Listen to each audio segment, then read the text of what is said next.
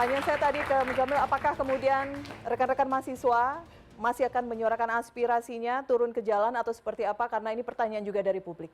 Ya, kita jawabannya adalah kita tetap melaksanakan aksi sebagaimana seorang mahasiswa memperjuangkan hak-hak masyarakat, gitu kan. Ya mungkin hari ini dinamika yang terjadi itu kita maklumi dan bukan kita maklumi, maksudnya kita sadarin bahwasanya ada gerakan-gerakan yang di balik layar ini, tetapi kita bukan mengambil dalam sisi itunya. Dan kemudian hari ini kita diterima oleh Dewan Perwakilan Rakyat Indonesia, kita memastikan bahwasannya kita meminta dengan tegas secara keseluruhan tuntutan itu dipertimbangkan mana yang kira-kira bisa dilaksanakan secara cepat, silahkan dilaksanakan secara cepat. Kemudian mana yang kira-kira kebijakan itu bisa dilaksanakan di dalam jangka waktu menengah, silahkan dilakukan. Ada jawaban-jawaban yang bisa menenangkan publik, saya rasa seperti itu. Terkait dengan aksi demonstrasi mahasiswa, kita tetap suarakan apa yang menjadi aspirasi, tidak cukup hanya di sini saja, hanya ketika ditemuin, untuk kemudian ya kita suarakan lagi, gitu kan, apa yang menjadi keresahan-keresahan yang ada di bawah. Oke, baik, terima kasih. Saya ke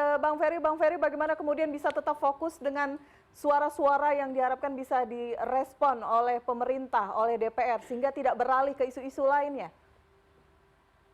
Ya, saya pikir karena kita semua tahu akar masalahnya di mana soal kebijakan ekonomi yang tidak berimbang, satu naik gaji, satu pajaknya ditinggikan, satu sikap parlemen yang tidak mewakili perasaan publik, dan tindakan aparat yang bermasalah. Akar masalahnya ada di parlemen dan pemerintah, maka benahilah itu ya. Pemerintah yang baik tidak boleh menyalahkan rakyatnya. Pemerintah yang baik itu menemukan solusi agar rakyatnya bahagia.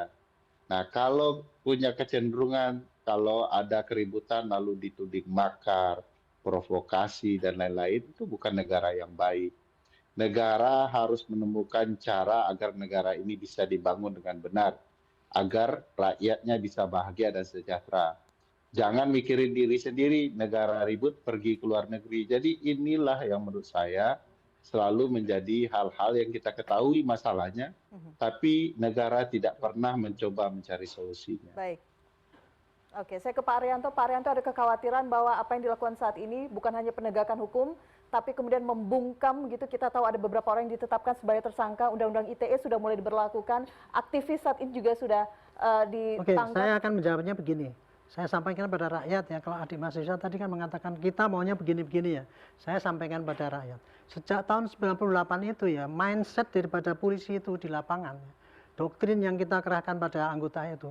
Kalau ada pengunjuk rasa, maka kita wajib untuk melindungi. Dan kita sama sekali tidak ada kepikiran kita itu untuk menyakiti ataupun apa gitu ya. Itu sudah mindsetnya dibikin gitu. Adapun pelaksananya di lapangan itu masih sering terjadi kekeliruan gitu ya. Itu karena kebetulan anggota itu lama di lapangan ya. Kalau itu akhirnya kesabarannya juga terbatas. Itulah yang masih paling sering terjadi ekses. Tapi intinya pada dasarnya doktrinnya adalah melindungi dan kemudian kepada perusuhnya harus dicari. Karena itulah sumber daripada malapetaka. Terus yang kedua ini gede banget ya. Kenapa gede? Karena tuntutannya kan banyak tadi ya, kelemahan-kelemahan gini. Memang pemerintah kalau menyelesaikan ini harus itu diturutin kan. Tapi kan polisi bukan bagian untuk bisa menuruti semua permintaan itu kan.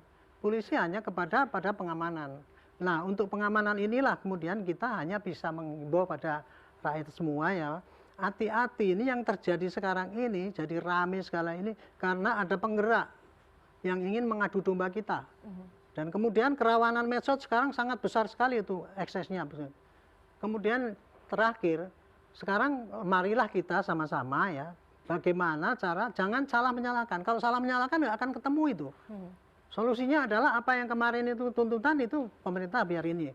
Tapi untuk keamanan yang kemarin itu ternyata miss, ya diperbaiki. Siapa yang salah kemarin diadili. Sekarang sudah dilaksanakan begitu. Jadi sekarang polisi hanya bisanya mengimbau. Karena tanpa ada bantuan daripada partisipasi masyarakat semua, itu kita nggak akan mungkin menciptakan. Karena kita menghadapi pemfitnah. Cuman itu manas-manasi mahasiswa, bahwa ini loh diberangus ekspresinya dengan tindakan ekspresi. Itulah kiat-kiat daripada pengadu domba itu supaya kita itu nggak bisa mengatasi masalah ini. Kira-kira gitulah himbauan saya. Baik, Mas Ridwan. Ya, Presiden kan punya banyak perangkat ya, Vira ya. Ada PCO, ada KSP, ada Komdigi. Tetapi kita melihat ada gagap informasi. Masyarakat mendapatkan informasi begitu banyak di medsos, begitu banyak hoax beredar, tetapi tidak ada counter yang seimbang dari negara, dari pemerintah. Akibatnya apa? Akibatnya mungkin saja itu yang menjadi celah ketika yang tadi disebut para perusuh, para provokator itu masuk di situ. Nah, untuk mengantisipasinya ya saya kira bentuk pusat krisis, kalau memang ini dianggap krisis. Pusat komunikasi krisis. Siapa yang ditunjuk? Apakah Komdigi, apakah PCO, atau Divhumas Polri? Polri ada Divhumas, gitu kan? Atau Puspen TNI, siapa yang ditunjuk? Sehingga satu pintu, informasinya satu pintu, ketika ada konfirmasi apakah ini hoax atau bukan, itu ke pintu yang ini. Tentu saja tidak kemudian mematikan partisipasi masyarakat. Sehingga informasi yang beredar ini dalam konteks ranah yang positif. Kita semua, saya kira semua bersepakat di sini. Pak Arianto, Bang Adi, adik mahasiswa kita, kemudian Bang Ferry mungkin sedang di luar negeri pakai Zoom, itu semua bersepakat bahwa perbaikan bangsa tidak harus dilakukan dengan cara-cara yang anarkistis atau merusak. Nah, kalau kesepakatan ini berhenti di sini saja kan nggak cukup. Kita harus desak evaluasi intelijen iya, perbaiki pusat komunikasi krisisnya, dan yang ketiga saya kira juga, mohon maaf, saya menyarankan juga kepada teman-teman aktivis, masyarakat sipil, para pentolannya, para pimpinannya, juga melakukan edukasi-edukasi. Bang Adi tadi melakukan edukasi, dan saya kira ini juga harus ditiru semuanya. Oke, sebagai penutup edukasi Mas Adi Pray. Ya, saya selalu mengatakan bahwa ada sebuah bahaya dalam sebuah stabilitas politik. Dulu ada satu keyakinan bahwa kalau stabilitas itu adalah kunci untuk membangun bangsa. Semua elit bekerja sama, partai politik sudah menjadi bagian dari pemerintah. Ya, dalam konteks itu. Yang saya sebut sebagai sebuah ancaman dan bahaya dari stabilitas itu adalah ketika rakyat sudah tidak merasa punya wakil untuk menyampaikan aspirasinya. Ketika rakyat suara-suaranya tidak pernah didengar, dia punya cara sendiri untuk melakukan protes. Demo turun ke jalan, nggak perlu pakai ormas, nggak perlu pakai BEM, nggak perlu datang pakai organisasi. Dia datang ke DPR, dia datang ke istana, dia datang ke Senayan untuk menyampaikan aspirasinya. Aspirasinya macam-macam. Mulai soal tolak tunjangan, mulai dari kekayaan dan kemiskinan antara yang kaya dan miskin makin jauh dan seterusnya. Dan itu yang terjadi kemarin Elvira, tanggal 25 dan seterusnya. Adalah kelompok-kelompok masyarakat, kelompok mahasiswa, kelompok-kelompok pemuda yang tidak teridentifikasi pada organ-organ apapun. Tapi mereka punya fashion, bagaimana cara melakukan protes. Salah satunya adalah informasi yang mereka dapatkan dari medsos, termasuk juga percakapan di grup WhatsApp. Nah, ini yang saya sebut, perlu ini semacam identifikasi bahwa persoalan semacam ini perlu dimitifikasi. Tapi yang kedua, bagi siapapun yang terus kritis menyampaikan aspirasinya, ingat, kalau kita menggunakan logika massa, ada demo, ada protes, kenali jumlah anggota kita masing-masing. Saya dari UIN, BEM saat itu, kalau jumlah massa kita 100 orang, pastikan sampai datang sampai pulang 100 orang. Kalau tiba-tiba di lapangan ada 101, ini siapa barang? Kan itu sebagai kawan. Makanya pentingnya border, pentingnya simbol, pentingnya jas alma mater. Termasuk juga soal pita yang dipakai. Ini kan untuk mengidentifikasi. Kita tidak gampang disusupi oleh kelompok-kelompok yang lain. Kalau masanya cair, kita datang 100 orang, di lapangan tiba-tiba ada 140, 150. Inilah yang perlu layak diantisipasi. Sekalipun mungkin isunya sama, memiliki kemaharan yang sama. Tapi siapa yang bisa menjamin di tengah jalan dia memprovokasi. Demo yang awalnya mau damai, mau demo simpati, tiba-tiba pecahlah kemudian terjadi sebuah chaos. Itulah yang saya sebut pentingnya belajar aksi demonstrasi. Karena ada adik mahasiswa, demonstrasi itu bukan hanya teriak-teriak bawa spanduk dan toa, tidak. Tapi bagaimana memahami karakter sebuah gerakan supaya tidak ada kerusuhan dan tidak ada penyusup. Itulah yang saya sebut pentingnya membangun gerakan-gerakan yang solid supaya apa yang dilakukan aman.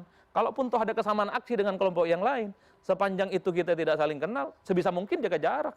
Karena sangat mungkin model gerakannya beda. Kita ini damai, mereka agak sedikit agresif.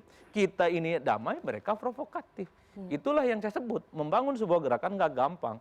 Terutama kalau kita ingin bicara tentang menghindari hal-hal yang tidak kita inginkan. Kecuali momen pendek, mau demo hari ini, selesai hari ini, dan resikonya ya berhadapan dengan penegak hukum Baik. karena instrumennya Pesannya nanti cukup langsung pesannya kan di situ sebenarnya. Oke, baik. Terima kasih Mas Adi. Mas Muzamil, terima kasih. Mas Adi, terima kasih. Mas Ridwan, terima kasih. Ini menarik begitu ya perbincangan kita, meskipun saat ini kita masih menunggu bagaimana prosesnya di pihak polisian masih terus mengusut ya Pak Arianto ya. Ya. Siapa yang kemudian bertanggung jawab, ini juga kita tunggu bagaimana nanti proses investigasi yang berlangsung. Dan siapa dalang mungkin saat ini belum terungkap secara gamblang, tapi yang pasti rakyat butuh ruang aman untuk bicara dan didengar aspirasinya, dan bukan untuk diperalat demi ambisi kekuasaan belaka. Saya Elvira Karunisa, terima kasih Anda sudah bersama kami. Kita jumpa lagi pekan depan.